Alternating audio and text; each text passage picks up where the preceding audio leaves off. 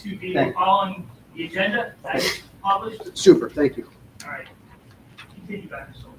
Yes, so, given those changes over the last few months, and where case counts are and the interest in the weekly tracker that is, I've got some recommendations here tonight from what I made in August. So on this particular slide, we still want families and staff, they're still strongly encouraged to conduct daily monitoring for symptoms as they normally would, and to reach out to their primary care provider if they suspect they have COVID or flu or anything else for that matter. We would keep in place per the CDC, the current guidance is still to isolate for 5 days and then wear a mask, assuming that all those other conditions are met when they return. And asking that the school nurse should be notified. However, we're not contact tracing or identifying close contacts. One of the things I would say is the nurses are not always notified about cases, and I think you said that. So even if we were to keep the tracker in place, you don't really have probably a good reliable means about monitoring thresholds and things that we see along. So those pieces would stay in place. And then lastly, just a final slide, which says we'll continue to monitor transmission and where things are generally in the community, and we follow any related guidance and directives, or as conditions will evolve, maybe we would come back and talk about things that we might need to do that are no longer in place. And with that, we'll keep the shell of our health and safety plan, which still speaks to cleaning protocols and some other elements in that regard, but no more reference to thresholds or the tracker. It would be our recommendation when we get to that item for you to consider later in the agenda that we would update the tracker one last time tomorrow and then discontinue it after that. Any questions about what I've shared either here tonight or about reporting requirements or anything like that?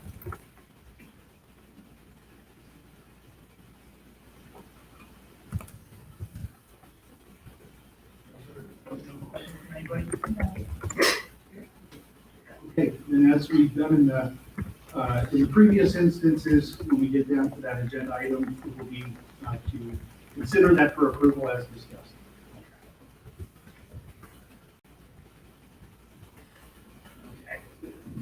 Thank you, Dr. Stoltz. The next item, section 3, recognition by the board. First item is the U.S. Band Championship. Mrs. Moyer. Thank you, Mr. President. As a former band mom, I love to present this award to our marching musical athletes, and they are athletes, for the number of hours they spend in the parking lot. So this evening, it is my pleasure to award this award of excellence to the West Shore Marching Band and Color Guard in recognition of the band's third place at the U.S. Band Pennsylvania State Championship and fifth place at the U.S. Band Mid-Atlantic Regional Championship, presented December 15th for Gold Lake, but the lot is still the same. So I ask someone from the band to come up and receive their award, and our sincere congratulations for another outstanding effort.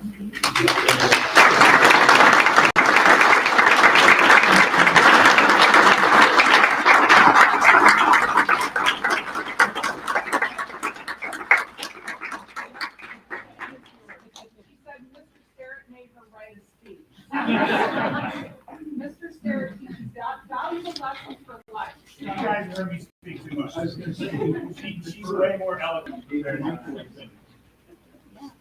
First of all, I'd like to thank the West Shore School District and you, the board, for your support of our marching band program. We're supposed to have an administration that values what we do, as we do the athletics, the chess clubs, and the theater programs. Thank you for giving us the resources that allow us band kids to pursue our passion. My name is Kate Hegland, and I've been the drum major for the West Shore Marching Band for the past 2 years. On November 5th, my fifth and final season came to an end. Words truly cannot describe the impact this organization has had on my life, but I'm a writer, so I will try my best. You've just recognized us with an award for excellence. But only that, excellence is a constant topic of conversation for us. Excellence is a choice. Excellence is never on the path. Be excellent, choose excellence, strive to achieve the highest level of excellence. We've often gotten into a weeds with the discussion of what excellence really means. This is one of many things that my 5 years ago have taught me. I find it perfectly summed up in a quote from the philosopher Aristotle. We are what we repeatedly do. Excellence, then, is not an act, but a habit. Even if you didn't see Go West this year, chances are you've seen us perform at least one of our shows in recent years. Hopefully you were impressed with our performance, and maybe you even thought to yourself, wow, that's excellent. Maybe it was Tyler Kirchner's fabulous harmonica solo, or Darby Dirt catching a sky-high rifle toss, or the sound of Sam Leeds on trumpet ringing through the stadium, or the opening hit of the show that made you think that. The performances are impressive, yes, but that stuff, the stuff that makes you go wow, the stuff that the audience cheers for, and as Mr. Sterrett says, the stuff that makes them little babies, that isn't the best stuff. The best stuff is far more mundane. The best stuff is sweating through a long week of band camp rehearsals when the temperature is 97 and it feels like 103 degrees on the parking lot. The best stuff is watching an 8th grader finally get their feet in time after leaves are struggling. The best stuff is the intense focus at the end of the rep when the band is watching and the practice field is silent as the band waits for the command to relax. The best stuff is watching a section that's been together for only a few weeks work together like they've known each other their entire lives. The best stuff is falling asleep on the bus ride home from a competition, dead tired after a long day and an incredible performance. I couldn't tell you a single story that we got this season. Many athletes will tell you that their proudest moment was winning the championship game or scoring a winning touchdown. The irony of the season is that none of that happened for us this year. We didn't come close to first place at nationals, and we didn't top what we faced in last year.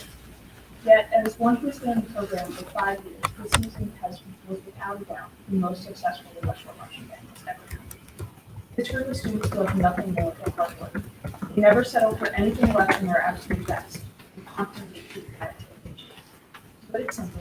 They need a habit. It was largely due to our student leadership team. We were an event full of dedicated people, even more dedicated to making our organization better for us and for those that follow us.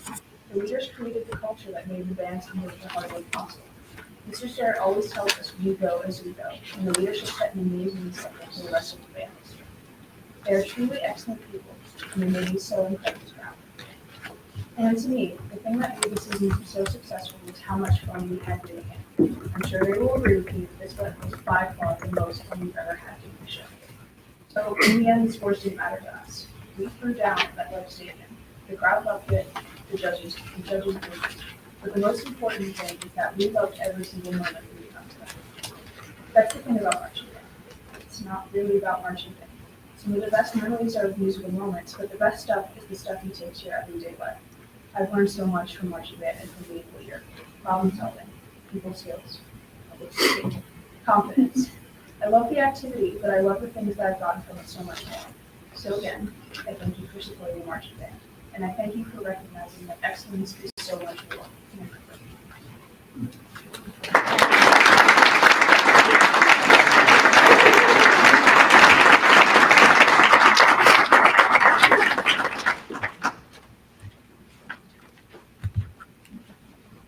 Thank you.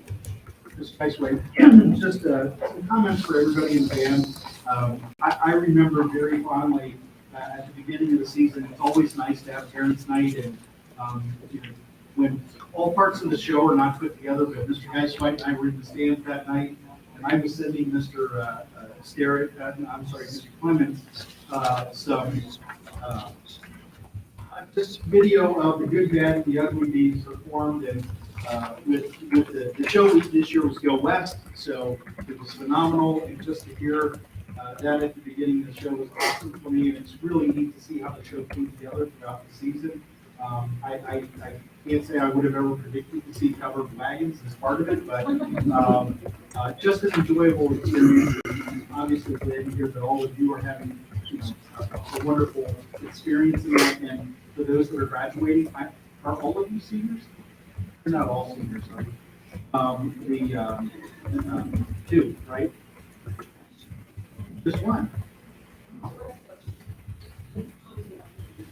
No, yeah, that's what I meant. Like, I thought you're a senior, and I know Kate just said you were. So, congratulations and good luck to you as you go on. But thanks for making us West Shore proud with that business. I know I'm speaking for you too. It's a lot of fun to see the band perform. I saw them perform the beginning of the year, in the middle of the year, and at the end of the year, it just kept getting better each time. And that last time I watched you guys perform, it was outstanding. You had a big sound. It was great. I really enjoyed the show. It was just actually a fun show to watch. So you guys did a great job this year. Thank you much.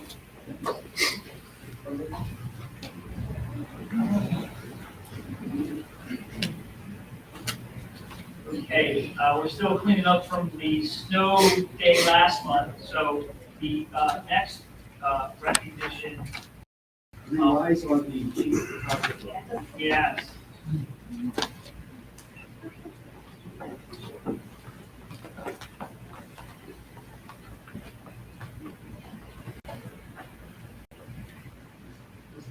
Ready to go? Okay. So the next recognition we're going to do is on the district holiday card recognition, which Mr. Corman's going to. Well, this explains why you're asking. We were supposed to. So a lot of these recognitions we were supposed to do last month, but because it snowed and we had to cancel or we didn't cancel the meeting, but we kept the students home just for safety, the students and their families. So we're bringing them back this month to give them that recognition. So, Mrs. Foreman. Yeah, so I'm not as much as Mr. Vogelsong into Christmas year-round or the holidays or celebrating the winter festivals year-round, but I am excited that you're letting me do this recognition in person with the two individuals. So as you'll probably recall, those of you tuned in or who were here last month, the reveal of this year's winning holiday card entries. And tonight I'm thrilled to have both students and their families with us. So it is with great pleasure and pride that I first asked Madeline Hodge to join me at the podium. If we could put Madeline's card for those who missed it last year. Come on, Madeline. So Madeline is a junior at Cedar Cove High School, and I'm going to present her with a framed copy of her artwork that was appeared on the holiday card.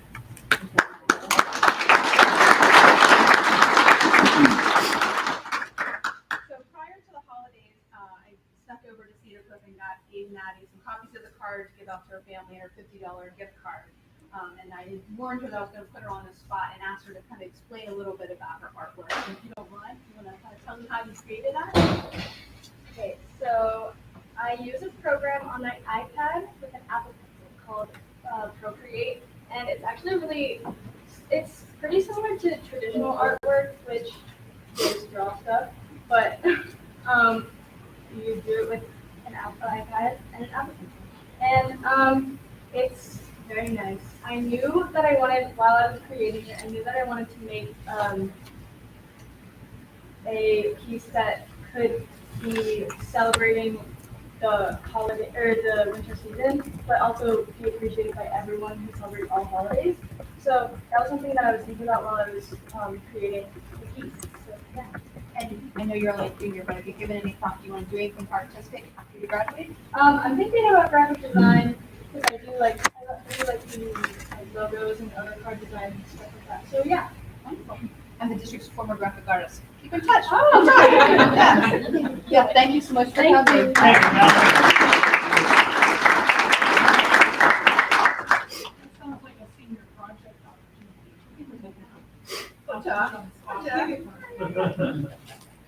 So in addition to the artwork, we also accepted submissions for our verse category.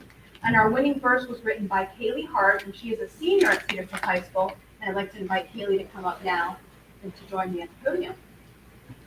So similar to Maddie, Kaylee received copies of the card and the gift card prior to break. And at this time, I'd like to present her with a framed copy of her verse. And like Maddie, I have kind of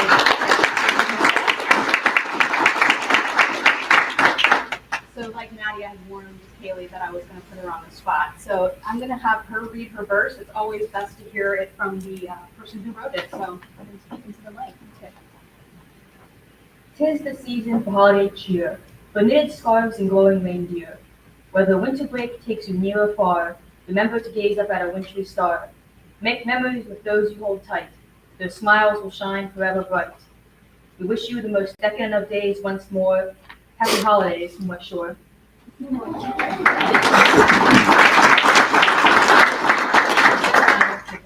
I was talking to Kaylee with her teacher, Mrs. Camp, I had said, like, how long did it take you to write that? And what did you tell me?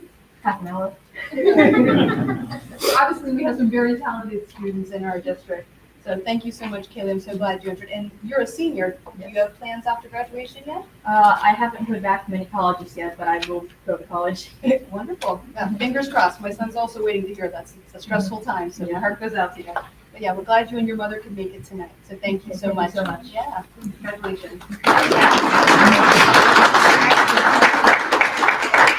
So on behalf of the Board of Administration, I just wanted to thank them both for entering the holiday card contest this year and for sharing their talents with us. We're delighted to have them both representing our district with pride this year. Thank you. I'm glad you could be here in person. Thank you. Kaylee, what are you planning to major I'm majoring in business. in? Any, if you had your choice, school that you might most like to attend? Right now, I'm applying for the university. Okay. I'm waiting for that in February. All right. Well, good luck to you in that. Yes, good luck. Okay. Got all the fun stuff out of the way. All right, shout outs. Are there any shout outs this evening from board members? I'll start with Fred. So the only shout out I have, I didn't witness it in person, I didn't hear about it from anybody I know, but I see that Mr. Wenzel, the L-20 was a big hit. That was fantastic. It was a tremendous amount of fun. A little chilly. But it was a great experience, and I know Colorado. So, one more, every hand warmer I went. Thank you. Okay. Scott. Believe it or not, I do not have any right now. Okay, Yes, wow. I'm going. Jim? I know. I'm not gonna let you down. I wanted to recognize Keaton Manley, who is a CTC student in diesel technology from Cedar Cliff High School. He was recognized as the Mechanicsburg North Rotary Student of the Month. And he will be attending Pittsburgh Institute of Aeronautics in Hagerstown to serve and get an education in aviation technologist. Excellent, thank you, Scott. And as a mother of a son who's involved in aeronautics, that's an exciting career. Yeah. Excellent. Yep. Congratulations. Congratulations.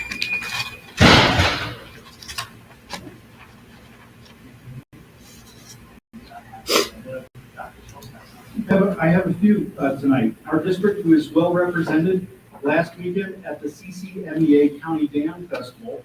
40 students from our middle and high school band program traveled from Messiah University to perform with their peers from area schools. If you watched the Golden Globes on Tuesday night, you may be interested to know that Chloe Flower, the pianist who performed and could be seen on the red carpet, is a West Shore graduate and member of Cedar Cliff High School's class of 2000. While a student here, she was known as Chloe Flower. West Shore has 4 students bringing home honors from the Peter Farm Show this week. Congratulations to Chase Corman, a junior at Redland. First in cactus garden, first in air plant design, 4th in hanging basket, 4th in mini landscape display. Madison Derrickson, a junior from Redland, 2nd place air plant design. Logan Maurer, junior at Redland, 5th place in the mixed herb garden. Chad Milachowski, sophomore at Cedar Cliff, 3rd place for bud base and monochromatic theme. Kyrie Rice, sophomore at Cedar Cliff, 4th place all-around arrangement in a mug. These students are all enrolled in Cumberland Perry Area Career and Technical Center's Horticulture and Landscaping Program. Lastly, a shout out and reminder that starting next week, Cedar Cliff will be hosting our annual clothing swap from Tuesday through Friday from 5 to 8 p.m. in the library. All members of the community are invited to come out if they can use assistance with clothing, shoes, or other items. Shout out to Kristen Myers, Kelly Geiswhite, and other members of the staff at Cedar Cliff and Highland who are organizing the event. Okay.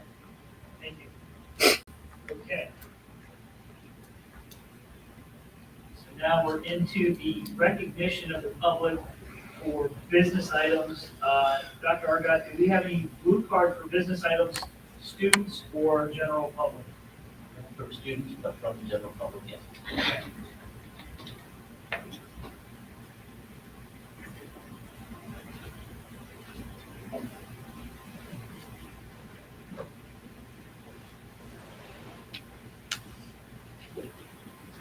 Okay. All right, I have two public blue cards for agenda items, and these are for the item on.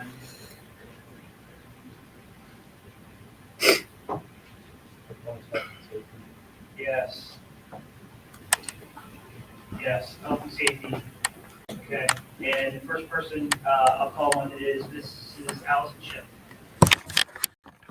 Welcome, Allison. I guess I was just confused in understanding what exactly, it was more of a question, I know you guys can't answer it now, of what, I knew you said it was gonna be revised, and then we're going to be doing away with the tracker, and I know that we have to have it due to the ESSER funds and that we have received in the act in which it's a governmental thing, it's required. Yes, I'm asking. And, yeah, that's not correct. We don't have to claim Which part? to have a health and safety plan at all. Yes, we do have to have a health. You said Right. tracker. No, yeah, I meant the health and safety. I know we're doing away with the tracker, just like you stated. Yes, that's not a requirement any longer. And again, my point being that we should probably just eventually do away with that. But the other part was also the curriculum for the ethnics that was also on my blue card, which is also a business item. And I was hoping that you guys were able to look into some of it, and so I'm just interested in hearing what you guys vote on tonight regarding that. But I think it was really great. A lot of the things that we are doing, absolutely, it's really awesome and encouraging of what great students we have, especially the ones with the medical issue. So a blessing at least. So thanks. Thank you, Allison. Okay, Mrs. Christy Spangler. Christy, welcome. Thank you. How are you guys doing this evening? We're just peachy. Good, that's good. I'm glad to hear that. Okay, so what I'd like to talk about is the safety and health plan. This is spiritual warfare. Christians need to wake up and stand for God. We have been here telling you guys for over 2 years that the masks and the social distancing and the vaccines don't work. Actually, as we stated, they've done much more harm than good to our public school system is destroyed. Our grades, we're failing. The mental health of these kids, the issues they have, the drugs, and the fighting.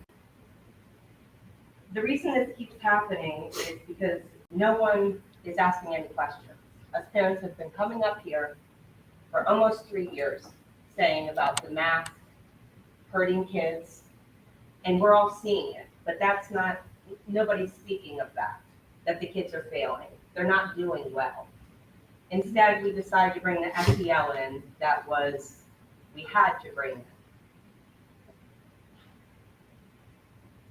Instead of listening to the parents, we decided to follow the outside agencies that will continue to give you money and indoctrinate our children. $17 million at our special needs is totally destroyed. You never emailed me about the special needs, but you don't need to because I know what's going on with the special needs. We continue to pay our aides, which is our bread and butter, as we like to say, less than sheep's workers. That is a very important job. You wonder why we're not thriving? Pay these people. Give them some training. All this woke crap is anti-God. And I get ridiculed all the time for standing up for what I believe in. All this stuff is anti-God. The Bible states that you only quarantine the sick, not the healthy. We were quarantining the healthy all the time. This ethnic studies, the problem with our country is ignorance. When I was in school, we were taught we had the best country, respect it. We learned about our country. Not anymore. We teach our kids to hate our country.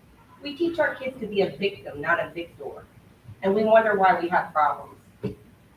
Teach them facts. 30 seconds. Teach them that you can still have the American dream. If you get up, you work through it, it's not going to be easy, it's going to be painful. You understand that.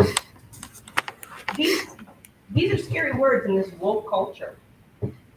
Life isn't fair or easy sometimes. That's why I tell my kids all the time. You want something, you work for it. You can't take from somebody else to make things even. When someone gets something for nothing, they will never work for it. That's what we're teaching our kids. This is communism, and it's never worked anywhere, and it won't work.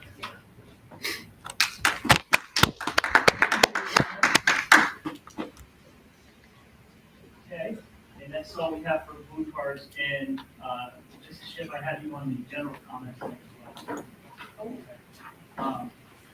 So moving into the business items, Good evening, board. excuse me, sir, did you fill out a blue card? You have, I'm getting ready to object. Is your solicitor here? She is. Yeah. So I'm getting ready to object. You understand objections in the sunshine law? I understand the objection, but I also understand that you are interrupting a public meeting. You understand the objection? So Public comment has ended. and I'm not, this is not a comment section. I'm objecting. So I'll just read the law to you, okay? So this is said on, you want to read it? You want me to read it? I have a copy of my 7:10. in front of me. I don't require you to read it. Please sit down. So when you object, now listen, I'm going to stay here until my objection is done. I'm staying. We're gonna recess the meeting. Please, school board members, please read 7:10 of the sunshine law. We are now in recess. Because you don't like Any what you person said. has the right to raise an objection at any time to perceived violation of the chapter of the sunshine law at any meeting of the board. Any member of the public has the right to do this. Yeah. I'm a member of the public and the press. I have the right to be here, therefore I have the right to object. Constitutional rights. You have to make sure, are you a member of the board? Somebody on the board, make her read 7:10. Make her read 7:10 because you know we need a clear violation. That's why you shouldn't do that. He has a right and This is a public meeting. No, it's not your meeting. It is my No, meeting. no, no, not your meeting. It's my meeting. We have an agenda. It's public. That's right. Procedure. Any person has the right, this is 7:10, section C of the sunshine law. Any You're a person, public servant, not a ruler. any person of the public has the right to raise an objection at the time of a perceived violation of this chapter. At any time of the meeting of the board, council or political subdivision or authority created by the political subdivision. The violations that this board has received tonight is 709, notification of agency business. 24 hours prior to this meeting, all pertinent information should have been on the website. The superintendent's report that he was reading, in We're fact, adjourning for executive session. in fact, We don't legal. We don't care. We're staying. in fact, they had the, when Mr. Superintendent was speaking, he was actually deliberating. He was making proposals in his superintendent's report. The public's supposed to be able to comment in front of any proposals. So he in fact was taking official action during the superintendent's report. And the superintendent's report wasn't available to everybody to read 24 hours in advance because you could have prepared a speech against them or in favor of them because it sounded like he was being thoughtful. But the matter is, he was making proposals before he got to speak. That's illegal. At the door, somewhere in this building, there's supposed to be an agenda posted. In his office, it's supposed to be posted. There's no posting of the agenda on this building. When I came here, I had no idea what building they were having the meeting. I had no idea where it was being held because, quite frankly, it wasn't posted. That's illegal. The budgets are in text. The budget's not in final form. That 2013-2014 career technical school budget should be in final form for you all to view. If you can't view it, in fact, you can't speak freely on it. So in fact, your freedom of speech, is being hindered because you can't speak freely. They're doing their job and they're allowing you to be here in public, but they have burlap bags on your head, not letting you see You need to see a line, it needs to be in final form. There's no pertinent information in what they give us. There's no pertinent information on the website. Those are all violations. Public participation. If they do not let me object, this is a huge violation. This is my First Amendment is about to get squashed. So it's the people's First Amendment about to get squashed, not just mine. Because when I sit down, this lady, that man is gonna wanna speak one day, and they're not gonna be able to, because they're not gonna let you speak. I have the right to be here, I'm in the public, I'm with the press, I have the right to be here. It clearly says in the Sunshine Law, the law that restrains them, not us. And in fact, they're going to go ahead and they're going to probably call the police on me. And when the police come, then and threaten to arrest me, then I will yield. But till then, I will speak until I get a right to do my objection. They will become lawful, because if a school board becomes lawful, half of the unconstitutional things they're doing will just go away by themselves, and we only have to deliberate a few of them. So we can't let them run rickshaw over us like this. That's what they've been So, doing for 6+ years. and they're not doing it. when you object, are you still recording? When you object, ever object, you get to give them a specificity to the perceived violation, so I get to be very specific. I believe the superintendent was proposing things inside of his superintendent's report. Instead of reporting, he was proposing. That happens after public comment section, and his report should have been listed on the website 24 hours in advance. It wasn't. I then tell them what code they broke, 709, 703, 710. I tell them that. I give them a remedy, and the only remedy is to adjourn this meeting and come back properly noticed, and with you all being properly noticed so you can have this meeting properly. They should vote on nothing. Everything they vote on is going to get canned, because they can't, this meeting is an illegal meeting. It's not even properly noticed. It wasn't properly prepared. So I will give them remedy. If they don't take the remedy, they have to deny it with their mouth. They have to say, we deny those violations. If they do, they're willfully moving on through the violations, and I will sit down. They either got to give us remedy or they deny it. Either one of those two things will sit me down, or police officers come in here threatening to arrest me. Do you really have to sit down if they do that? I will sit down, because they either give us remedy Yeah, they give us. or they deny it. If they deny it, fine. Oh, No, if the police come and they threaten to arrest me, it's the same thing as being arrested. So I will sit down and prevent the whole chaos having to do with that. But under duress of arrest, I will sit down. Until then, your government should give you remedy or deny it. So simply deny it, and I'll sit down. Because they're stating that they're. Yeah, I get it. I'm just asking. They should not be able to, but not all police officers are trained. They have what they call discretion. They're not constitutional police, they're statutory police. They police policy and statutes. I'm now standing on my constitutional rights. You can never turn the exercise of a constitutional right into a crime or into a sanction. So in fact, if they make an error and come and get me and they threaten to arrest me, it's the same thing as being arrested. What's going to happen is those poor police officers now are going to be at risk of losing their sovereign immunity, because they will be doing something outside of their jurisdiction they have no authority to do. The school board will be doing something outside of their jurisdiction as well. They have no authority to do what they're about to do.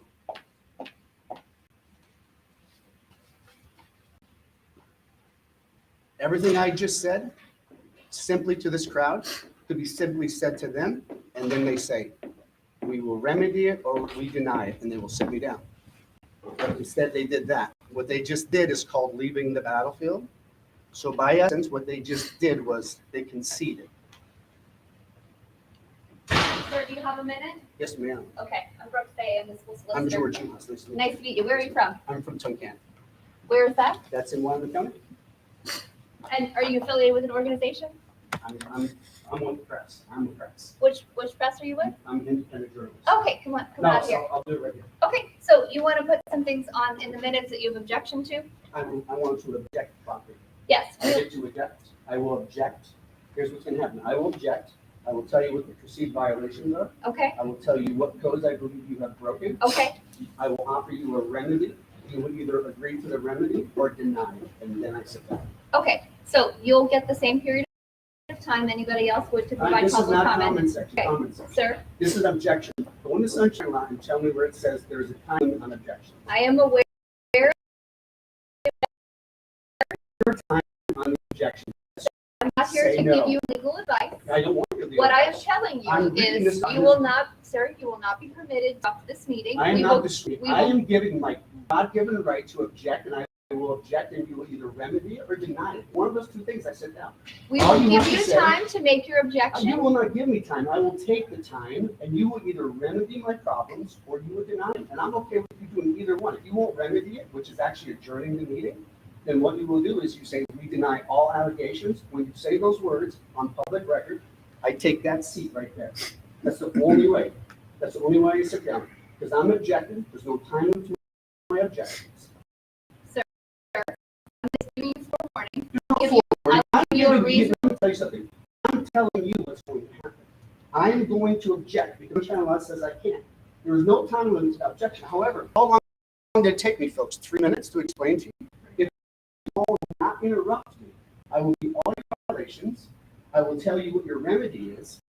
You will say we remedy it or we deny all of it. If you deny it all, I take that seat and your business goes on. Heard you. We will reopen the meeting. You will be permitted a reasonable You period will of not time. permit me to do anything. I will take the time. All right, we're going to Understand? start the meeting, and if we need to end it because you continue to have. It's an interruption. It's an objection. I have the right to object. I will object. You will not give me anything. You will not permit me. The wording is important. I will take my right to object and I will object. You see how she's trying to say she's going to permit me? She's trying to take control of this. We are over them. They are not over us. Yes, sir. Right here, sir. Would you like me to read something? Would you like me to read something? Okay. Yeah, would you come up here? Because I don't want to leave the podium. I'm I've got it leaving on here, I've got it pulled up, I can take it. All right, you want to see the objection part? It's right here. This is the part that we're on. No, stay recording, just place somewhere I'll else. point it. We're in a public place, there's no right for it. Are you recorded by the school? Yeah. Yeah, This is Sunshine Law. This is section 710, objection. Perceived violation. So what's the perceived violation? Well, I'm proceeding, I'm telling you what it is. Because I know, if you make a change at the meeting. Would you mind getting my water? Please? Make a motion to revise. Is this one is? Wait, ask me to minute again. Okay. They post the agenda 24 hours prior to the come on, which I know they do. But if they decide to change during the meeting, you have to revise it and look at it and revise it. Yeah, that is not Make a even, motion. that's not even on That's not what I'm that's, talking about. that's none of my troubles tonight. Only troubles I have tonight is the superintendent's report. So there's no superintendent's report 24 hours in advance. There's no budget on final form 24 hours in advance. It's not even here tonight. So the attendees are supposed to have it and 24 hours in advance. So as a journalist, You're supposed to do that every meeting, I'm with the press. And I have the right to be here. I'm an independent journalist. So what I do is I take these stories and I give them to all the school districts. And we contribute. I'm from County. Why I'm in which is 3 hours north. And I could have stayed home if they had all the pertinent information, but they didn't. And I was gonna come here to find out if it was on your doors. It's supposed to be posted on your door, so I came here. I had no idea where your meeting was. I had no idea what you were going to talk about. When I finally get this, what's your budget? What's your budget here, guys? Yearly budget? this is perceived as Perceived violation. I perceive, subject. that's right. So I get to give my Because it perceived. bother you, it may not bother somebody else. That's fine, but I have right to object. And what they do is they hear my objections. Is it a time limit? No, it's like this. No. No, the Sunshine Law does not permit, does not give a time limit. That is, they leave Not it up for to, objection. they leave that up for the school board to use in their school board. So it's perceived also then. There's no perceived time limit, there's no time limit. No, it's essential, or is it no? This whole thing's essential. The whole thing's Sunshine. And quite What's it frankly, about time limit? Five, but I'm assuming it might be high figures, I'm assuming. that's mainly for, statutory stuff. And the time, so if I, write the law, they can't. sure, now I got something simpler. So I have this little thing called the Constitution. I can sit here for 4 days and object if I want to. That's okay. I You know. already gave your notice? Because I'd rather let them have their decorum, Okay. but she's not giving me decorum. I think about it. I was done in 3 minutes telling you to proceed violations.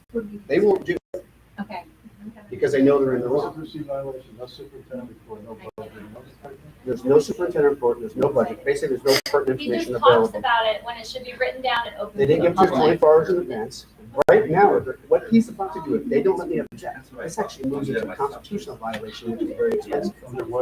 While First Amendment, freedom of speech, they're literally shutting me down. The law says to let me speak. I'm trying to redress them grievances, and I have the right to redress them grievances. There's no time limit on that either. This is literally going to be a financial crisis for your school if they don't let me just speak for 3 minutes. I mean, that's probably all it's going to take. But they're not permitting me to do anything. I'm going to take it. And they're going to listen to it because what our job in the Declaration of Rights, it says to consult and instruct your public servants.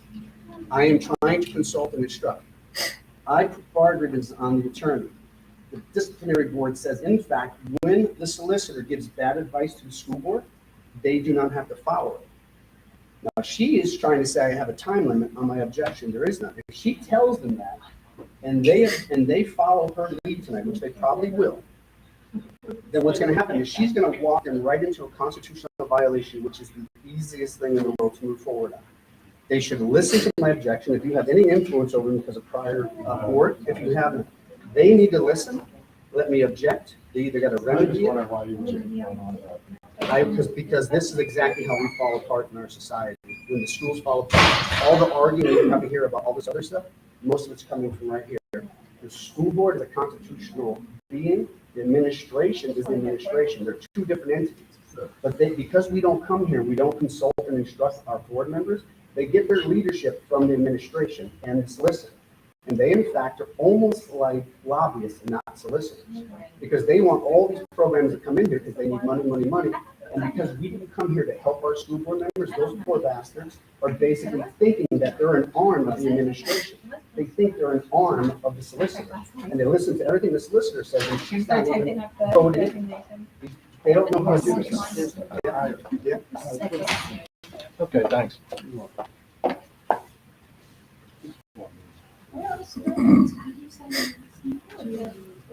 Anybody in opposition to me, you can ask your board to simply just hear me out, and I'll sit down.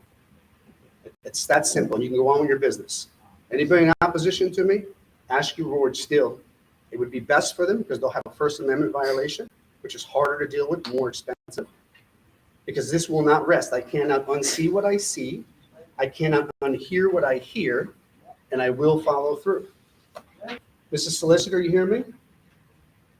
Mrs. Solicitor, do you hear me? I can't undo what's about to happen. So if I was you, I would let myself, I would allow me to speak, and you either remedy it or you are going to deny it, and then I'm going to sit down. Potentially, they're going to be overreacting and bring in the police.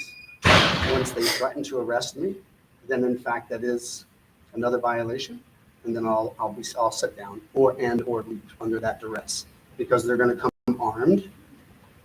So they're about to use what you would call, they're about to use our police force wrong, and they're not going to know what to do because this is outside of their scope. So I've not been disorderly. I've not been disruptive. I have the right to object. It's right here. And they're not going to want to hear it, so they're just going to come do their business. And they're going to think they're doing the right thing, and unfortunately, it's not going to be good.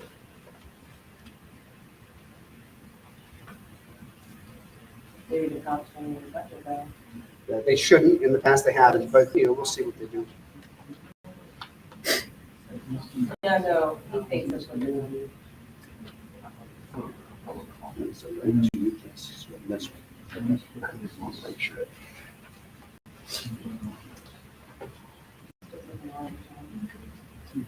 Mrs. Solicitor, I'm going to move into redressing my government in a minute. That'll be nice.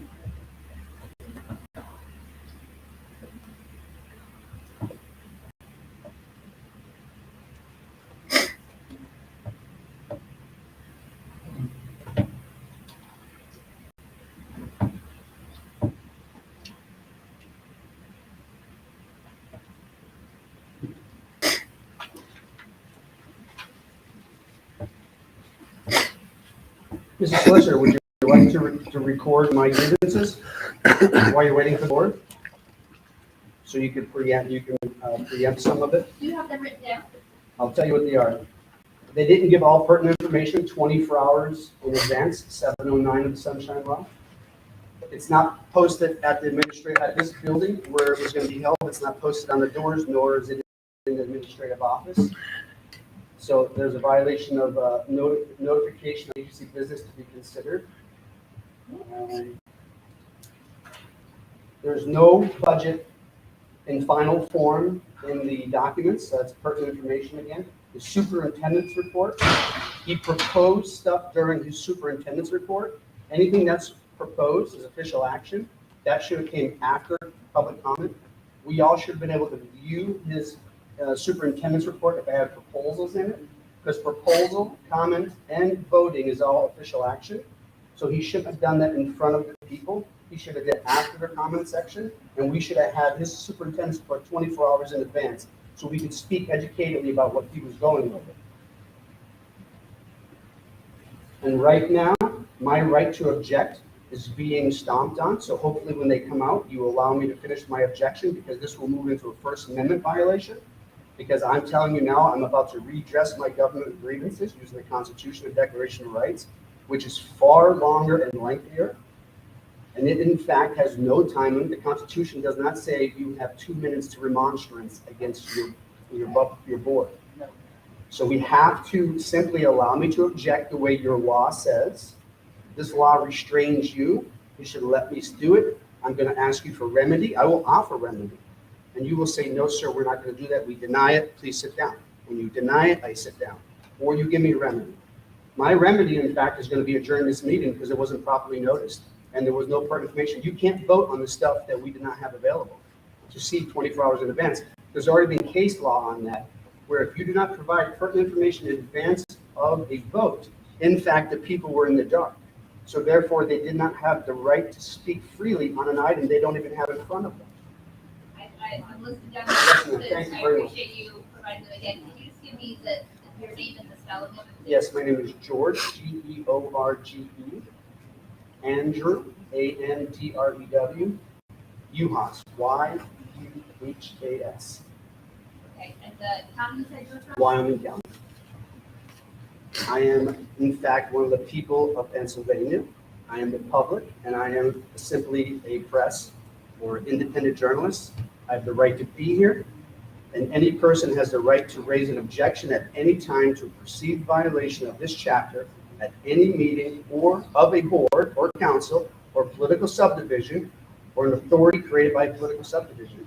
And I'm here to do that.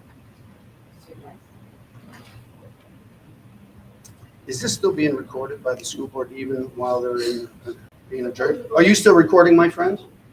Right? Yes or no? Yeah, Okay, but you have this, right? Okay. Oh, I've got it everywhere. He does too.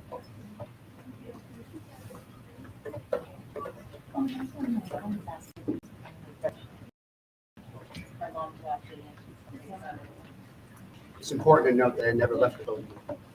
Believe it or not, that's a big deal.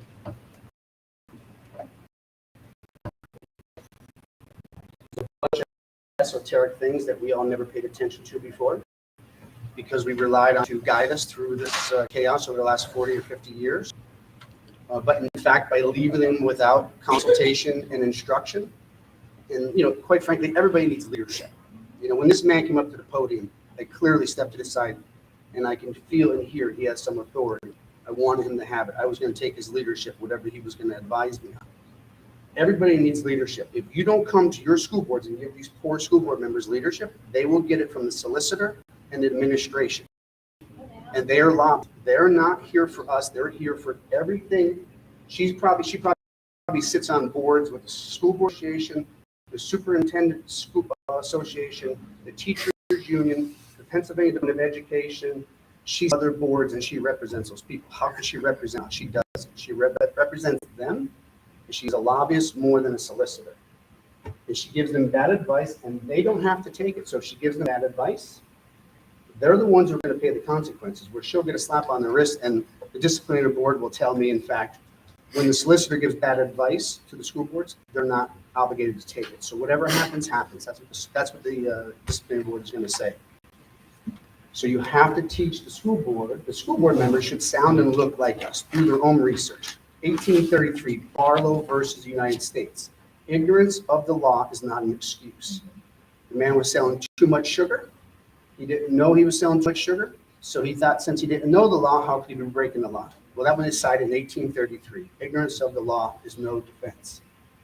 So every one of these school board members need to know the law and the Constitution themselves and not just rely on the solicitor. She has a job to do, and it's for all of the departments and agencies trying to get into this school. There's also a maximum law 57C that addresses that ignorance of the law excuses no one That's for right. all bound to know the law. Yeah. So, no excuses. For anything. My mom doesn't know what's going on. She keeps testing me, so.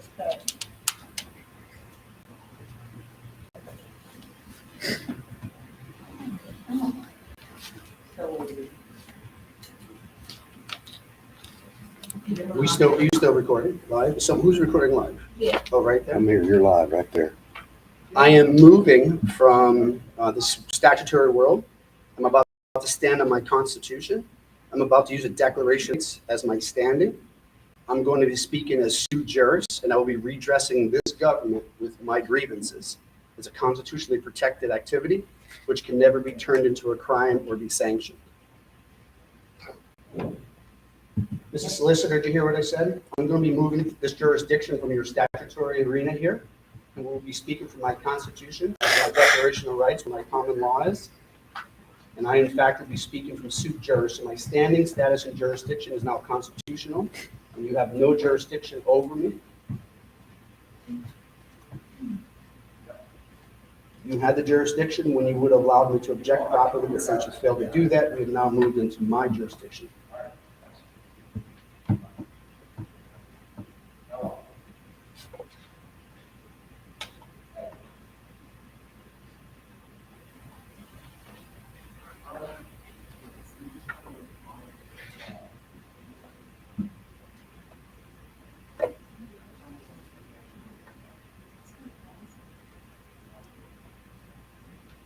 I believe they're going to adjourn. They let some of the people go. So they're probably just waiting. so gonna have them. They're probably going to end the meeting. They're probably going to try to remove me using the subcontracted police officers. Policy officers. Yeah, they're going to use them. They're probably going to, I will only leave under the threat of arrest, which is the same thing as being arrested. And then that will be by Mrs. Solicitor, the school board, and the police officer and department with that error.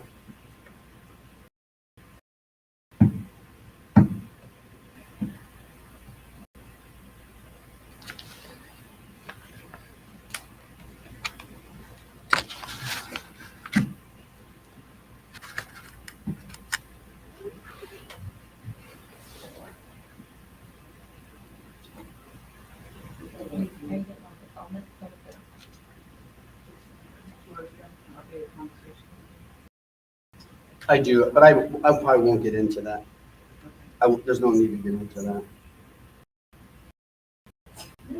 They should have dealt with this in their jurisdiction. They should allow me to object. I'd be sitting down in this meeting That's on. called doing the right thing, and Yeah. that's where we need to hold them accountable.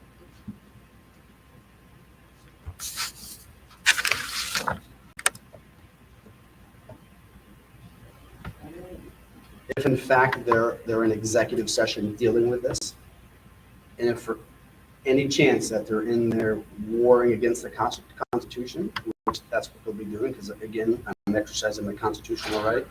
So if they're trying to figure out how to shut me down instead of just letting me speak, that's considered warring against the Constitution.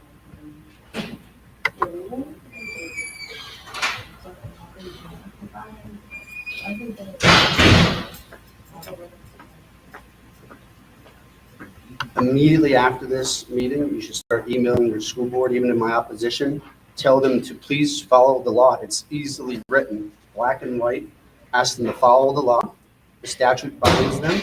Simply follow the law, notice properly, and then reschedule the meeting. If the meeting isn't noticed properly, we will do it again until they learn how to notice meetings properly, give all the people pertinent information, and do things properly. If they can't do it properly, then they can't have a meeting.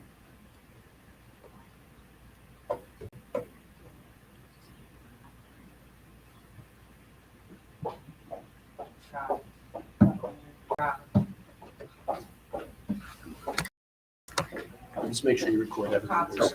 Make sure you record everything, please. Cops right around the corner. Just make sure the whole time you follow me and everything. Make sure you get their name. And badge number. Okay, we'll do.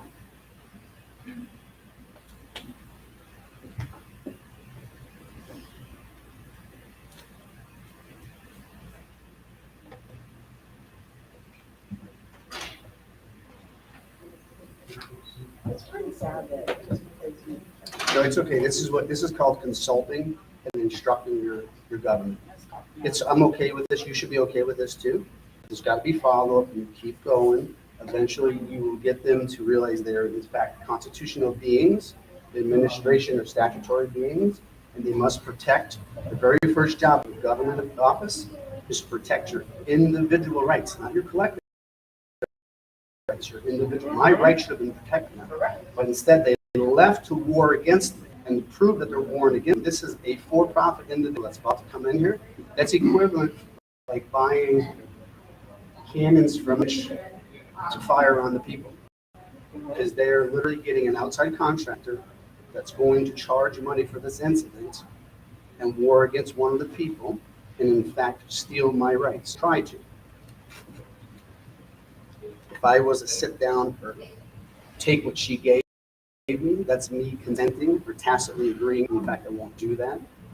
They will do that for us because it's clearly written here. I'm not making this up. This is evidentiary. This is fact. I'm not making nothing up. They've just violated stuff. And they don't want to hear it because, in fact, that's maladministration, which is a terrible thing. Maladministration means the oath of office, which is a self-executing portion of the 14th Amendment, which would put them all in dire straits, so they probably know they can't have maladministration levied against them, because if they do, that self-executes the 14th Amendment. And when they're warring against the people, like they are right now potentially, and they come in here and use a police officer to take my rights from me or from one of the people, which is from any of you as well, then in fact they're warring against the Constitution, which actually moves in the treason. It sounds gross and too big, but that's in fact what they're doing. And until they know that, we will never have peace. All the stuff that you want to argue about curriculum and morality and ethics, fine. I don't want to argue that stuff. Because I believe if we get them to follow this, half that stuff goes away. Because you can prove that you're unconstitutional. And you're only splitting hairs over a few items. They keep it so real into crazy because they're not following their own law, their own statutes, or they don't even consider the Constitution. That's the first thing. Every action, they turned the lights on to this meeting hall, was the Constitution? And the answer is no, because it wasn't noted properly. Every action the government takes is supposed to line up or go against the Constitution. Then you measure it against all your statutory rules and laws. It has to first be constitutional. So if there's 17 things to be voted on tonight, all 17 should be measured against the Constitution first. And simply turning the light on today was against the Constitution. Not give us a chance for a peaceful assembly because we had no information. We can't even really speak on superintendent's report. He didn't make it available to us. Well, we have our 3 minutes and then emailing, but we never get, there's never a conversation. There's never again, like you said, an objection or questions or getting an. You'll get more of your speaking time out of objections. So we do have to understand their statutory rules and laws. It's what binds them. It doesn't bind us. If you agree to minutes and sit down, in America, we are governed by, we are consenting. You have all nicely consented to your 3 minutes. But in fact, you're allowed to speak on all official action. So if there's 17 items, you get 3 minutes for whatever item you want, not 3 minutes for all 17. That's ridiculous. So that's just not a fact. You're supposed, because the Sunshine Law says, in fact, you can speak on all official action, whether they're voting, deliberating, or commenting. All 3 of those things are considered official action. So therefore, you have the right to speak on it. If they want to give the burden of 3 minutes, fine. You've got 3 minutes per topic that they're about to, well, official action they're going to take. And in fact, Mr. Superintendent was taking official action up there. He was proposing something. He was deliberating, so therefore it's official action. And he didn't allow that for us to be in front of him. He went first. They can take no official action without our comment or deliberation. Not just voting. Everybody thinks voting is all that has to be after us. Deliberation and comment needs to be done with us speaking on it, on each item, if we want to. How does it go along? Mhm. Yeah. But if they want you to try, if they want you to talk about it all at one time, be prepared to speak about it at one time. Yeah.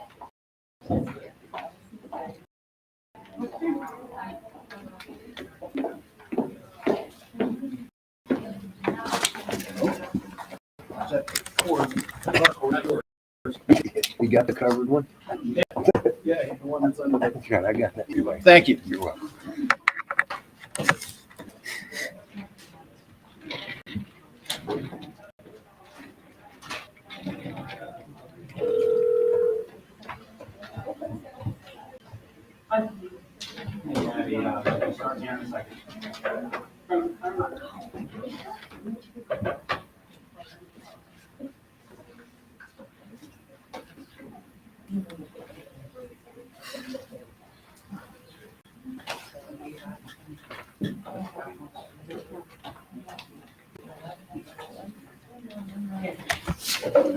I'm so excited.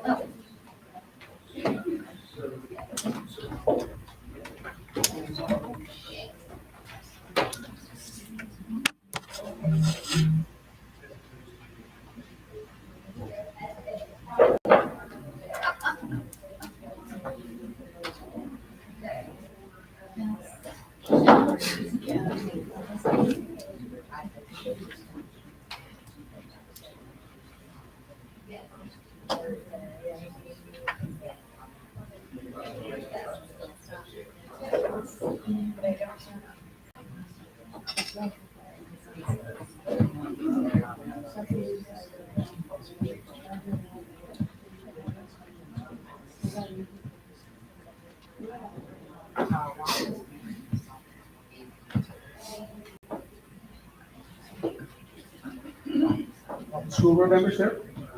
1833, Barlow versus United States. Ignorance of the law is no excuse. All need to know the law, you just can't ask.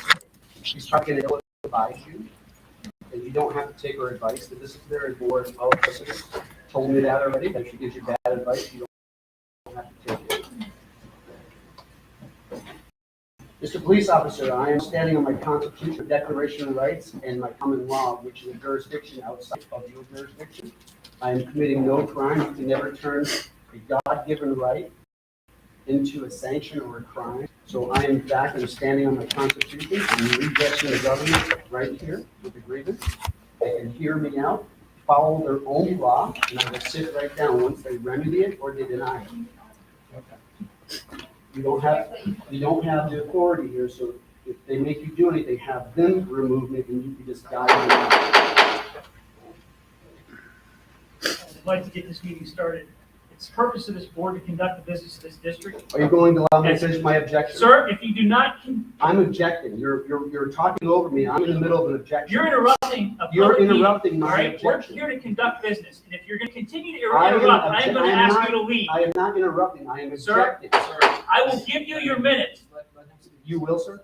I will give you Okay, time very to good. speak, Very but good. if you continue to interrupt me, I am not I will ask interrupting you to you. I leave. am objecting, but go ahead. You go ahead, sir.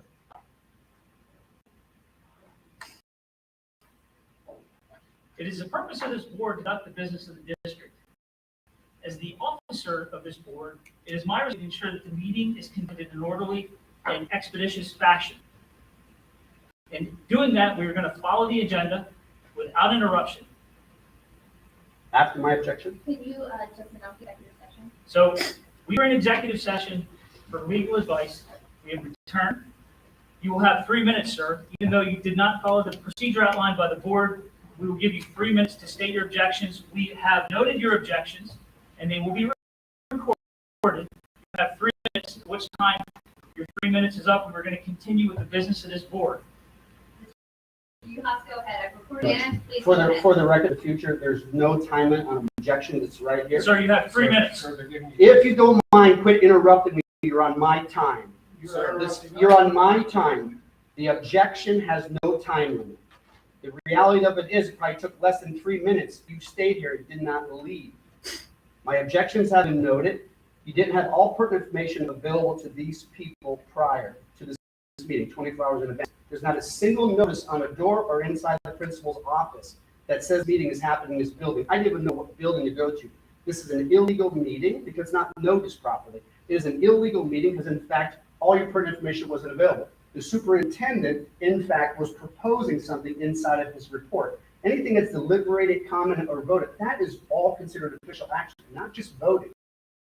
So when he, in fact, made a proposal inside of the superintendent report, that should have been after the people's opportunity to speak on the superintendent's report if it was 24 hours in advance. But it, so therefore, his should have.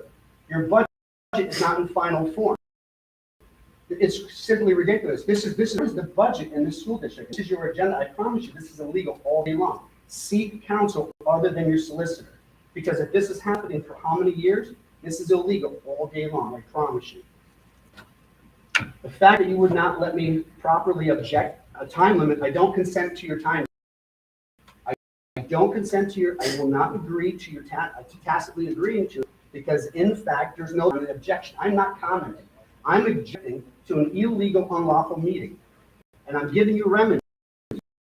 Adjourn this meeting is improperly held. Everything you vote on tonight, in fact, will be void. It's an illegal meeting. It wasn't proper. It's simply, it's right there, 709. Your notification says put it on the building in principal's office. It's not there. Pertinent information 24 hours in advance. It's not there. If she tells you otherwise, this is not new. This is all old business. This is literally First Amendment violation. Those people can't speak educatedly on any information. So thank you very much. Will you deny the violation, Mrs. Solicitor, or are you going to remedy it by adjourning this meeting? Any other objections? You have got to remedy. I have the right for remedy, and I have the right to deny it. If you deny it, I sit down right. Sir, we are not going to adjourn this meeting. Let's Or get the these violation. objections. You must be denying the violations then. If you're not going to remedy it, are you at least denying the violations? You have to deny it or remedy it. It's that simple. I am not aware of any sunshine law violations that have occurred prior to or at this meeting. So you're denying the We are noting your violations. objections. She will not be We are denying the denying you violations. the remedy, and we are asking you to sit down. Your Are you objections have denying been- the violations? You say not aware, then deny the violations. Sir, we are not She knows accepting your legal remedy. issues. We are asking you to please sit down. I will Your- sit down your when you period for deny objection the has ended. We are at 3 minutes. Your period of Really, objection I has don't ended. have a time on objections. You must remedy this by adjourning this meeting or at least denying the fact that you violated Sir, it. do you have any more objections? Do you deny any of the Do you violations? have any more objections? Yes, I object that you are not following protocol to remedy this or deny it. Do you have any further objections beyond that? Yes, that is it, and you must Okay, remedy if this you have or no further deny it. objections, please sit down. You must deny Please it. sit down. You have to deny this. I can't sit down because then I will be tacitly agreeing that there's no troubles. You are in fact, you deny the meeting, I sit down.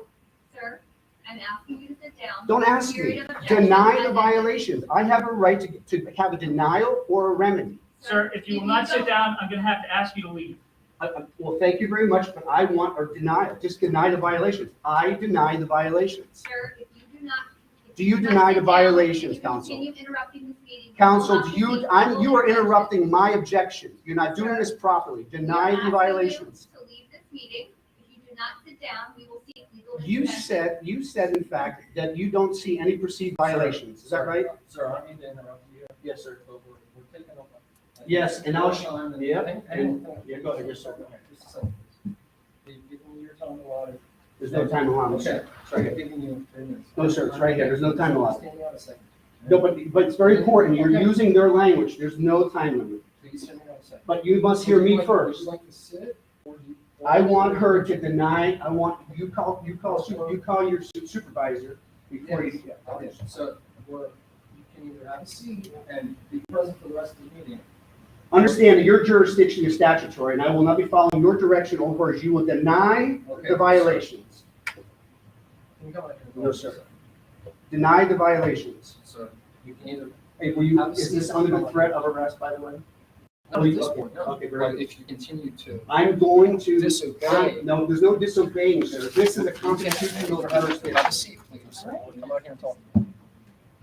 Ma'am, you're either gonna deny this, you made an Sir, offer, sir, you made an offer, you're interrupting me, please, just wait, let me. We're gonna continue the meeting. We're gonna continue. Now, she has to deny my Sir, violations, business items? she has to, she has to deny her violations. It's right here. That's it.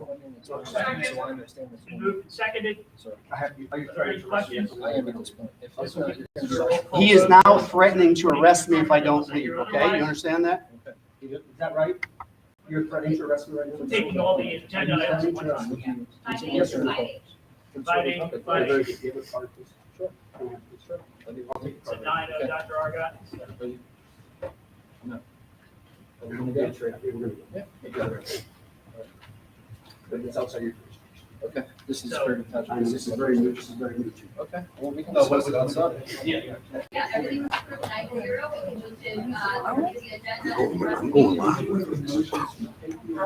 To take them all as one, so you need to introduce the agenda item as a, full agenda.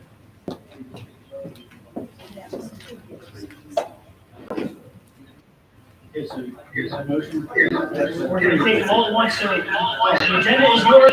All right, it is the recommendation of the administration that the board approves items 5A through 5H as presented this evening.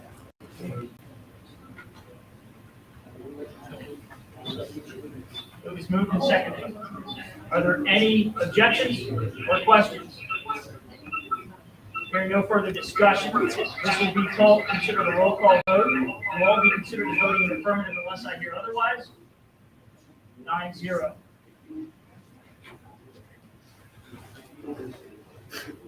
And I'd like to just say publicly, welcome to our new hires. Congratulations. Welcome to West Shore. Information items, item 6A. Review of the January 19th agenda, Dr. Stolz. Thank you, Mr. President. Next week, we will have our normal student speakers out. I did mention to some of you last month and at one of the committee meetings. We are also having representatives of the I'm Fire Art Project. They will be out next week to share information with us, so I know we're excited about that.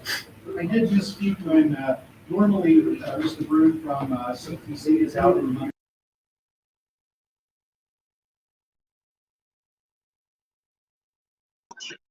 You may be great on this point.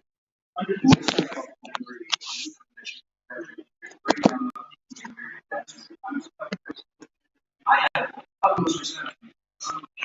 I can't unsee what I see. You made it. I pray all the words of saints. I forgive you.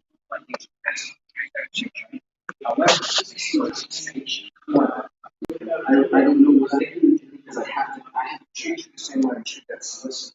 You know, scream. If for any reason this goes south, to share you'll provide us with me. I promise I'll bring everything in for you somehow private. Just make sure you take my question. I want to take my question. Because I don't think you're going to survive this one. Yeah, I'm only going to give you my question. Because you want to do your job.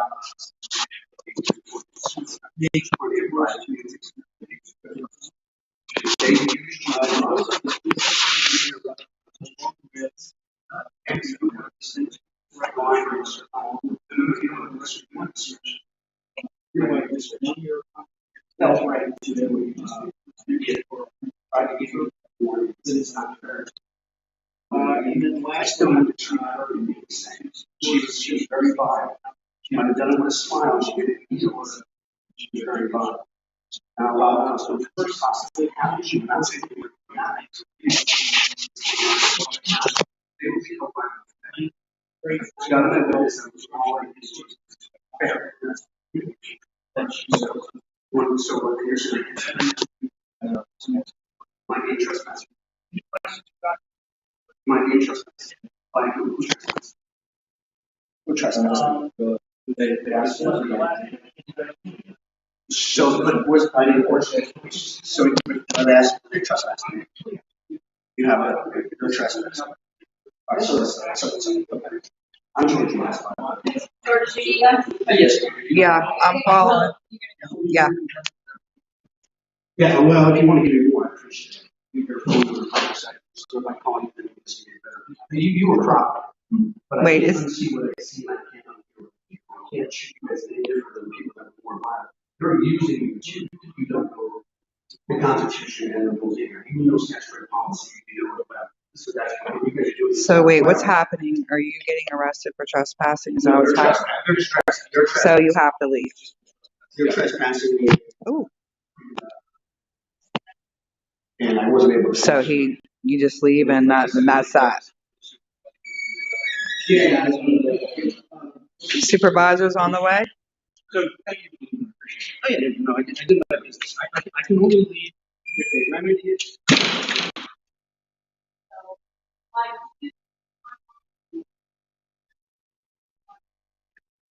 They trespassed him and he's gonna go, I guess, so. Can you not go out there? Very carefully, or once they come back in. There was like a little rail. Well, yeah, you can do that. Just be slow. Yeah. Right there.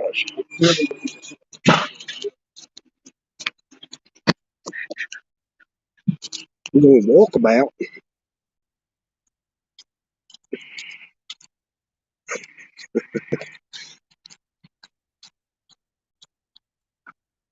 I should have turned the microphone back on the inside. Must have dropped this guy off. This police officer's car's not out here. I was going to come see if we had. He should have made him arrest him. Yeah, well, that's not the point there, HSK. That's not the whole point. Um, is there another way to address this? I don't know. This is a whole bunch of stuff. I've never walked into any of this kind of stuff before, so I've got a lot to learn about it. Why are they having to go to this extreme measure to get some of the things heard? I don't know. I do believe that if we can ever get the communication opened up, that maybe we can fix some stuff. Oh, no problem, Susie. It was my pleasure to come up here and do this. I opened my mouth and said I'd be here, and here I am. I should have left the other one going here.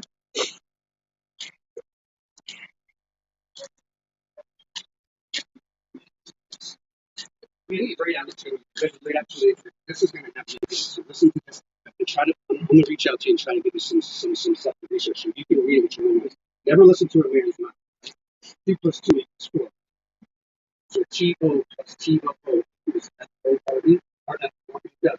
So until you see it in writing, you can read the notes. So what I'm going to tell you, I need you to read it for yourselves. Never let them make you do this to you again.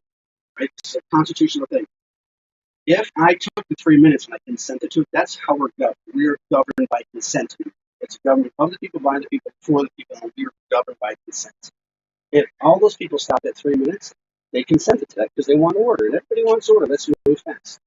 The objection has no time limit. They try to put a time limit where it doesn't exist. So therefore, they try to add legislation where there is. They don't have authority to change that law. There's no time limit. An objection means I can read a law that could be 3 pages long. And read it. But they're trying to keep it as a comment section. It wasn't a comment. That was an objection. And there's a proper way of dealing with an objection. I object. I give the perceived violation. I give what code they broke. And I give them a remedy, asking for a remedy, which would have been to adjourn this meeting, or deny it. Now they sat down. Because if they deny it, that means they willfully move forward, which would be evidentiary that they don't get a fellow like screw you or going on that, which make it easier to prosecute. Because in fact, when we prosecute it, you see an agenda posted on this. You know, that alone makes it certain. What if I get your info? Yeah. I'm just gonna give you my name. And my phone. So the first name is George. Yep. My middle name is George. My last name is Y-H.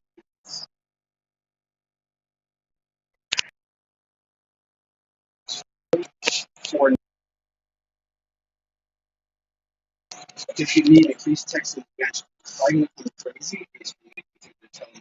And I don't want to go out and make sure you know how to protect yourself. That's what I'm here to. You might give me a mention. Not that's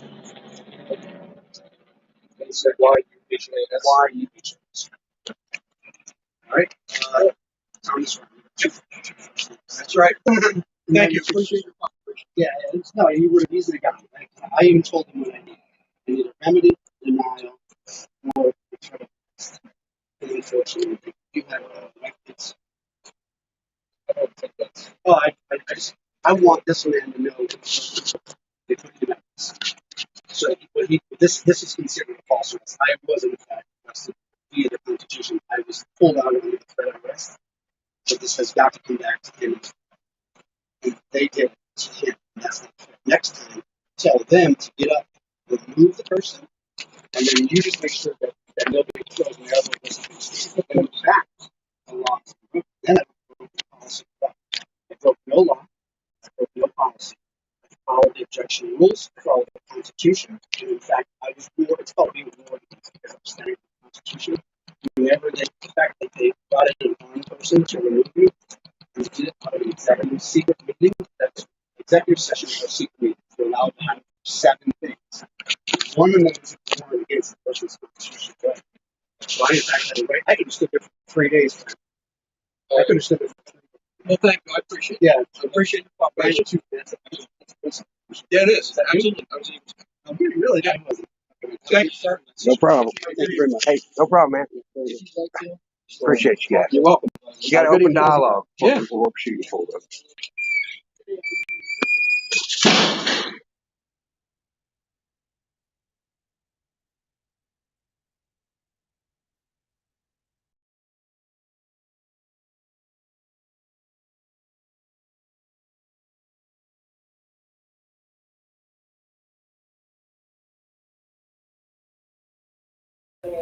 um, small amount. Slide 19 is the revenue analysis summary, so you can see there the percentages of your revenue in the different categories. And then the rest of the presentation is the same as it was presented to you last time. This is good.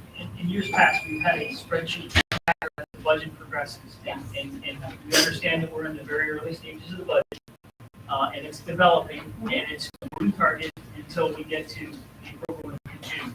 Are you keeping a tracker on the different changes of revenue and on the expenditure side? Yep, I will be. Like I said, I haven't changed anything yet, but once we do start making changes, I will track them and provide that.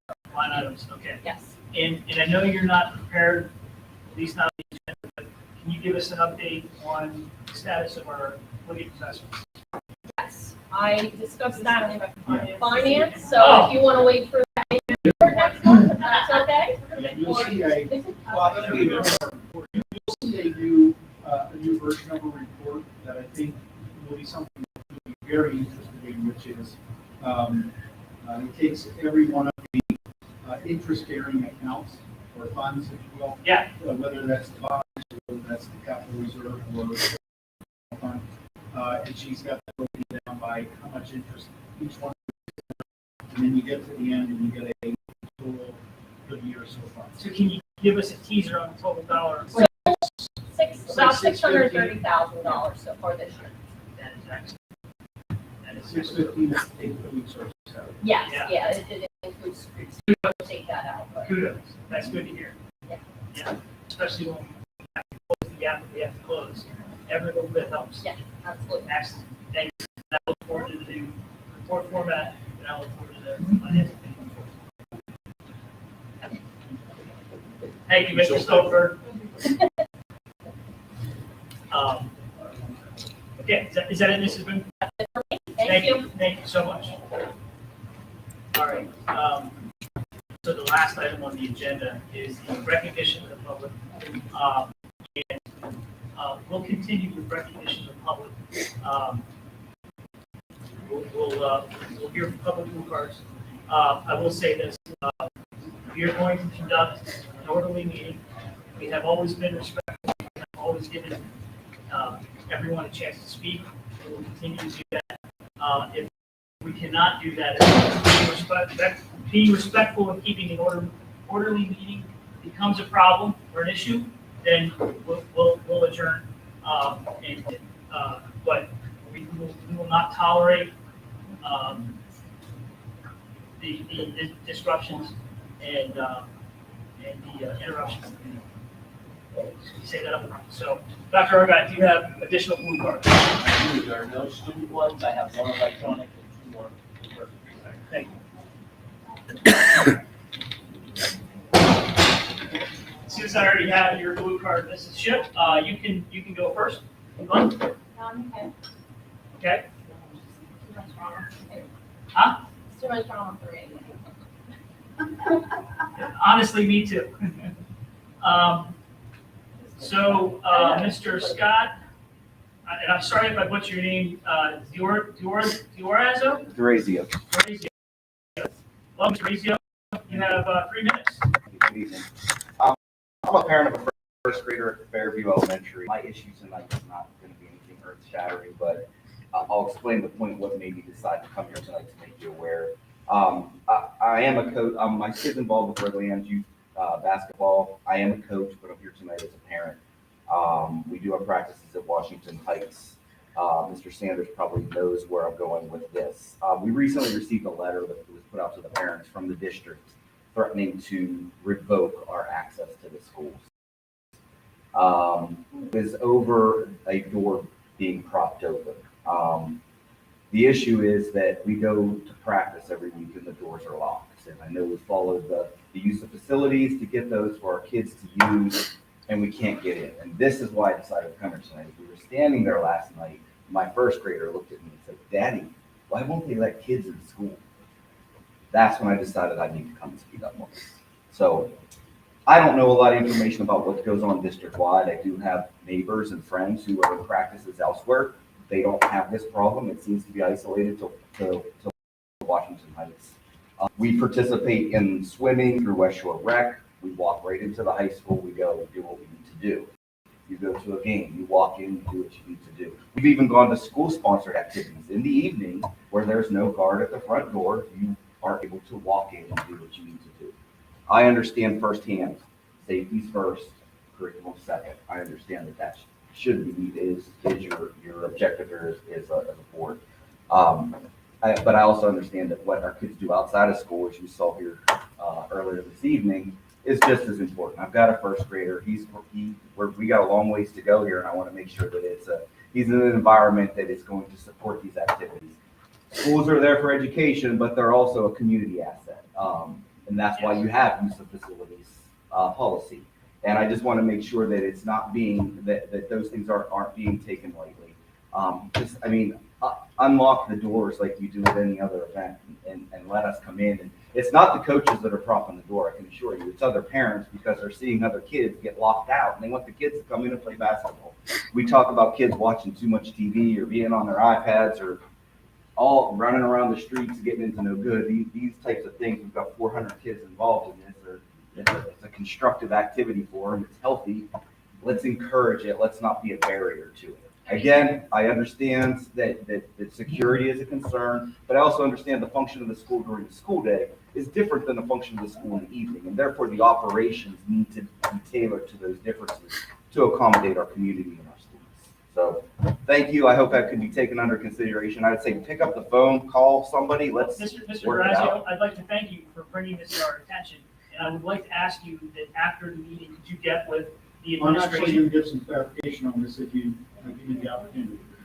You have the opportunity. Go ahead. So very much, the district did issue a letter through Mr. Sanders, and I'm well aware of its contents, that went to the Redland Youth Basketball specifically about its usage at Washington Heights. And I have never seen or heard your name before, so other than being a parent of a child who's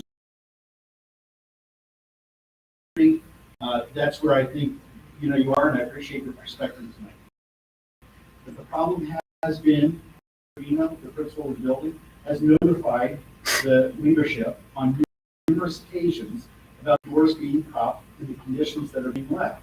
We went to great lengths to provide additional security in our buildings during the day this year. And we have a lot of internal discussion that said those things also extend into the evening time when we have other programs. So the simple ask is, we don't want the door propped. We want somebody there responsible to let people in to do that. And after receiving that letter just this week, the door hardware, we found the door hardware in disrepair the next morning. So this is the only site of the many sites that are actually in use by Redland Youth Basketball where we've had this issue. So I think in the end, what we're asking for is just cooperation. We don't want this activity to end. The letter didn't say it's ending tomorrow. This isn't the first time, but this is what I would say, a first fair warning of, this has gotten our attention to the point where emails and other ways to remedy this have not been met. So I'm happy to talk outside of that, or Mr. Sanders, but that's really where we are on this. I mean, our buildings get heavy usage, and we just don't have the issues. So whether the doors are left wide open in the middle of winter, and I know we got plenty of penny pinchers, right? You don't want to heat the outside. And just the access that it provides, because there are not, during the day is one thing, we've got more people, back to school events. We have other people that are there, larger numbers of people. For basketball, there are custodians in the building, and otherwise it's parents and people that don't even use the activity, to use the center. So that's the additional information I have, and I'm happy to talk with you in greater detail, but we just, I think from our perspective, want that to go both ways in terms of being good stewards of the access in the building. Yeah, and if I may make two quick comments. The letter that was sent was to the Redland Youth Basketball president. It was not distributed directly to parents. Okay. That's good We're free to do that, but I clarification. want to clarify that. Second, Dr. Stoltz mentioned the hardware. In fairness to the Redland Youth Basketball program, I do not believe that any of that, that was I think, normal wear and tear of kids coming in and out of the door. I don't believe that's attributable. It happened. It was functional. The pieces were nice. It was working at the end of the school day, or seemed to be, and it worked the next day. I don't think there's any connection between. We're not blaming anybody. Correct. Yeah, okay. There's no connection between. Thank you for that clarification. And the only other thing I would say is the propping of the doors. I think one of the most egregious ones that we highlighted was, yes, those were propped, and then all of those participating in the program left the building and left the door propped open. That was one of the ones that was really, that was a little tough to swallow. Although we did have custodians in the building, they do secure the building at the end of the night. There was an extended period of time, as Dr. Stoltz said, where they were not there and the door was left propped open. And that's a security issue. And that is, that's right. And again, our hope is to continue the program, and I hope that if I didn't achieve that in the way the letter was worded, I apologize. Our intent is to keep the program running, but to try and correct some of the deficiencies that we've had in the way it's working. And the being locked, that's the first time that's come to me, but often the communication doesn't go both ways. We'll make sure that our folks are aware that that program is coming in, those doors are being unlocked, so that the people that need to use the program. I think that's the difference. You're talking, it's the only buildings that you're having problems in. Like, the other buildings are open. If the doors are unlocked, nobody has to prop it, and it's even late too. That the custodian, I know he's doing his job of what he needs to do in the evenings. Respect that, understand that. Set an alarm, unlock the doors. I agree. If they propped the door and left it wide open, I understand the issue there. But I think what you would see with comparing, you're saying that Washington Heights is the only problem in the school, but the only problem within the league. I doubt it's just the people that are going to Washington Heights. I bet you there's probably a difference in how things are being handled at your other building. Unlock the doors, let the kids come in. If there's a problem with garbage or trash or kids being somewhere in that building that they shouldn't be, we need to know about it. As a parent, we need to know about it. As a coach, we'll know about it and we'll address those issues. But just unlock the doors and let us come in. It can be unlocked during certain times. Like, Yeah, a lot of times though, what happens with programs is there's an access reader that someone responsible for the group has access to. The door doesn't need to be unlocked, but someone with the program can access it. And that can be controlled. Yeah. So, Oftentimes that woman in a tough position, like you could tell she wants to let us in, and I told her, don't let us in. That is not your job, and that would probably be a violation of your agreement of use of facility. So don't. I understand. If she was nervous, she felt bad. I don't want, you got kids out here, it's cold. I was like, no, you do your thing. We'll wait like we're supposed to wait. And we appreciate that. And I would just ask you, certainly, we want to be good partners, and we want kids to have these activities. So thank you for coming and bringing this to our attention. I would encourage you to get with Mr. Sanders and Dr. Stoltz anytime, and let's be good stewards of the buildings and work together to make this work. And one other note for clarification, Mr. Posse, who is the president, did respond to me. It's been a crazy week. I owe him a response to set up the requested meeting, and Mr. Harrison, director of elementary education, myself, and Mr. Posse. So wheels are already turning. There's got to be a solution here. I mean, when first grader says, Daddy, why can't kids get into school? Yes. Okay. Let's hope we can find it. Thank you. Thank you. Yes. Okay. And last blue card we have is Miss Denise Dugan.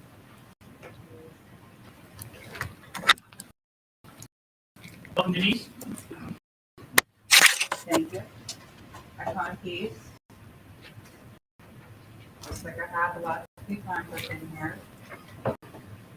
And I would like to ask the board kindly, I have some educational materials of our founding documents and the original Constitution. And there's just some provisions that I would like to read because it's all missing from our curriculums right now. I would like to ask if you would give me a good 3 minutes to speak because some of the provisions are long. And I just want to give a brief overview and see if we can reintroduce some of this into our curriculums as an idea as a community as a whole. Okay, you're asking additional 3 minutes. I'm going to ask all the members of the board if they're interested in allowing Ms. Dugan an additional 3 minutes. Mr. Stoltenberg? No. Mrs. Crescenti? Yes. Mrs. Tierney? I would ask the please speak up. Please speak up. You have an additional 3 minutes. You have a total of 6 minutes. Yeah, hold the mic. Okay? At the grace of the board, we're breaking protocol over here. It's been a crazy night. You have 6 minutes. Okay, thank you very much. I'm sorry. So it already started, okay, I didn't even get the, all right, great. Okay, so I would like to start with how the people originally created constitutions and we into government. So our forefathers were so brilliant, they left everything that we need to stay as free people in a constitutional republic, not a democracy, okay? And the people held power, and we also, with that power, were given duties to, as trust protectors of the trust of the Constitution. And when you all, as public servants and trustees, swear an oath to the Pennsylvania and the U.S. Constitution, you become a trusted servant. So that means you have a contract with the people, okay? You guys are here to take care of business for us, make sure things are running. You're our trustees and public servants, okay? People hold all the power, and I'm about to read that in both constitutions. The Constitution of Pennsylvania, which is found in September. So there's a lot that has not been taught in our schools, and when I was in school, this was not taught.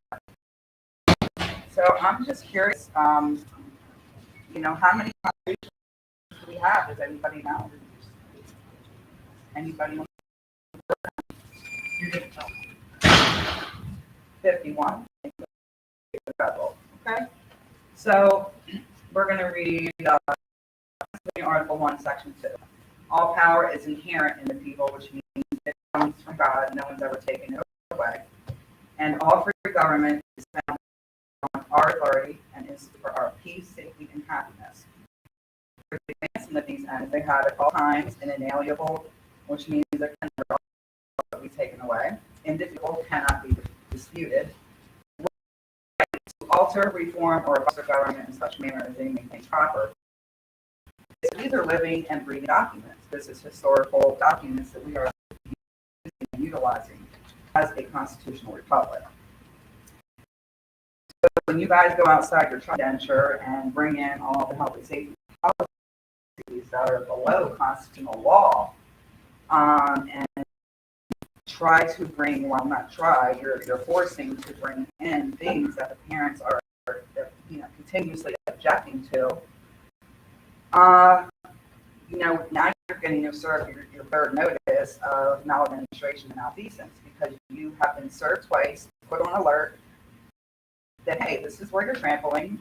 This is where you swore an oath not to do that and protect our inherent rights that are declared in writing in each state constitution, okay? And the right to an education is considered a liberty that is a fundamental right, where public servants make public accommodations for the people's protection, safety, and happiness. In the process of making accommodations as public servants and trustees, they never abrogate inherent rights, any policy, including any and all health and safety plans, rules, or law. Miranda versus Arizona, where rights secured by the Constitution are involved, there can be no rulemaking or legislation that would abrogate them. So whether the solicitors writing the policies here and the solicitors in our government, each branch of our government are writing our legislation instead of our legislators, it's all unlawful because if anything is not in the pursuance of these constitutions, any policy, act, rule, safety, health policy, I don't care what it is.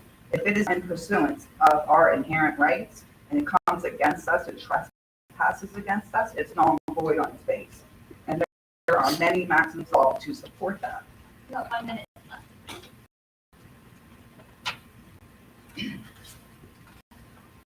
So, we really want to work with you guys and support you as public servants.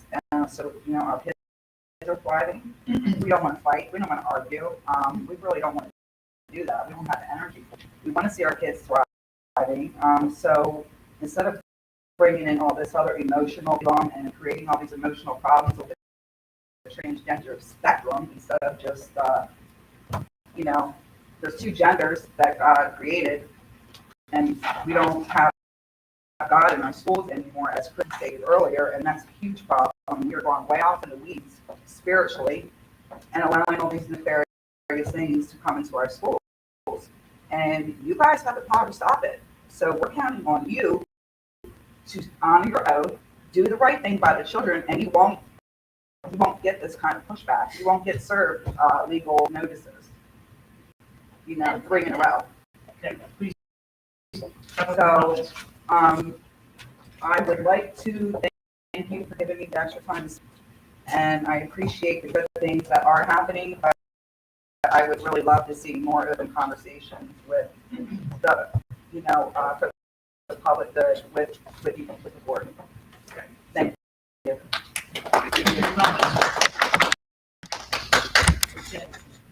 That concludes the blue cards. Dr. Argyle, you have any more blue cards? I have. You have one?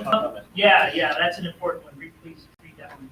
From Kristen Salvatore, she shared comments and suggestions related to the potential of having childcare available at school board meetings. These comments were shared with the board in advance. Yes, and we did read your comments, Mrs. Salvatore, and thank you for sending those in. Mr. Gregory, I just recommend that we have a brief executive session for 2 minutes for legal advice before we move on. And I'm calling for an additional executive session to talk about personnel issues as well. So, Eventually, yeah. yes, so after this meeting, we are going to retire into executive session. Thank you for sticking with us and getting through a difficult meeting, but we got our business done, which is the objective always. And I hope everybody has a safe and wonderful evening, and we'll see you next week. Meeting adjourned.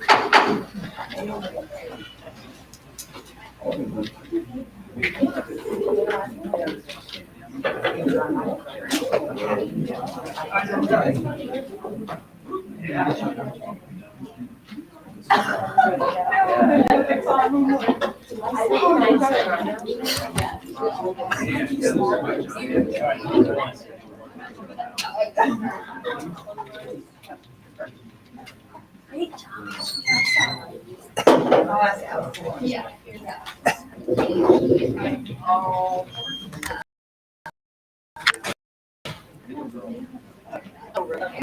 Last time he said, no.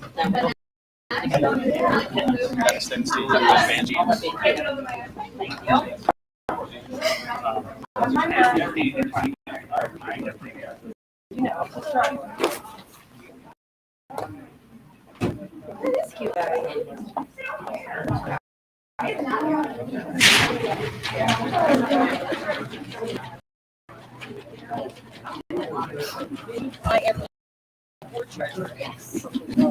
So, did we get everything live? We're still live. Oh, oh, let me get out of the way. You don't have to get out of the way.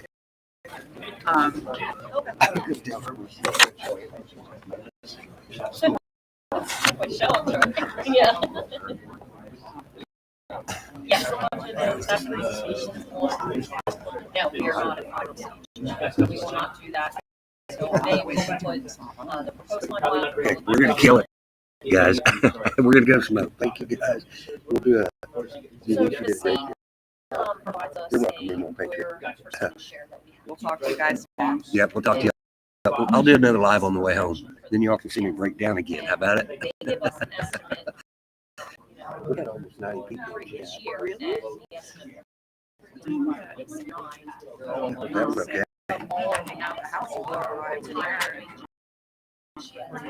Yes, absolutely. Yes, yep. And Or so we we do are our drive. That's about 40 minutes. I'll sit there with you and do a lot. We can do it. We can do it. We can do it. We can do it. Well, that's